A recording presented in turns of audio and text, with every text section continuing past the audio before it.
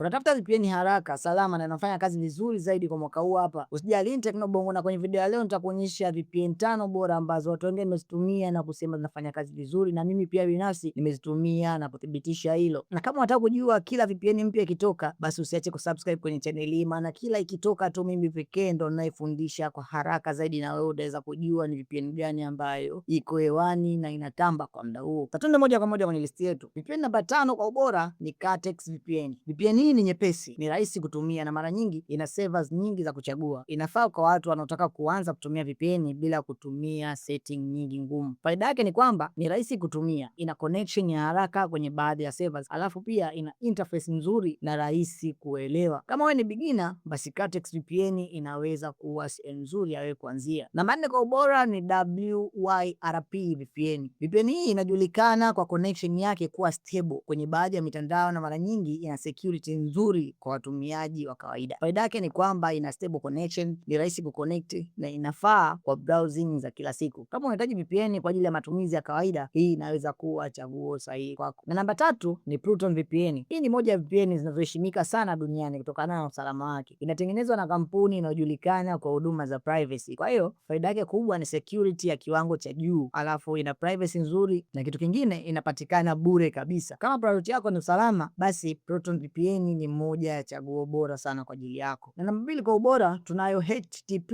Custom AIO Tunnel VPN. VPN hii ni maarufu sana kwa watu ambao wanapenda kufanya customization na settings zao binafsi. Hii ni kwa sababu VPN hii kuweza kuiconnect inahitaji uwe na faili la kuiconnect. Faida yake ni kwamba ina customization nyingi. Ya pili ni kwamba ina support protocol mbalimbali, alafu pia inafaa kwa watumiaji wenye experience kidogo zaidi. Kama unapenda control settings zako mwenyewe, hii VPN ni nzuri sana kwa wewe kujaribu. Na kabla tujaenda kwenye VPN namba 1, nikukumbushe tu usiache kusubscribe kwenye channel yetu ili kuwa unapata taarifa pale tunapofundisha VPN mpya zinapokuwa zinatoka. VPN namba 1 kwa ubora ni Siphon VPN Freedom Online. Kitu kinachoifanya VPN hii iwe juu ya zingine ni urahisi wa kutumia pamoja na uwezo wake wa kuconnect haraka kwenye mazingira mengi tofauti tofauti. Faida yake ni kwamba ni rahisi sana kutumia, connection yake ni haraka, stable kwa matumizi ya kila siku, alafu inafaa kwa beginners na advanced users ambao wanatumia VPN. Sasa unaweza kuwa unajiuliza VPN hizi ni za mtandao gani na namna gani ambavyo unaweza ukaziconnect. Usijali, comment hapo chini niambie VPN gani ambao umeipenda zaidi, na mimi nitakuelekeza namna gani ya kuiconnect na ni mtandao gani ambao unafanya kazi kwenye VPN hiyo. Nikukumbushe tu usiache kusubscribe ili kupata taarifa zote zinazohusu mambo ya teknolojia kwa lugha nyepesi ya Kiswahili. Hii ni Teknobongo. Asante kwa kuwa nami mwanzo mpaka mwisho. Tukutane video ijayo. Bye bye.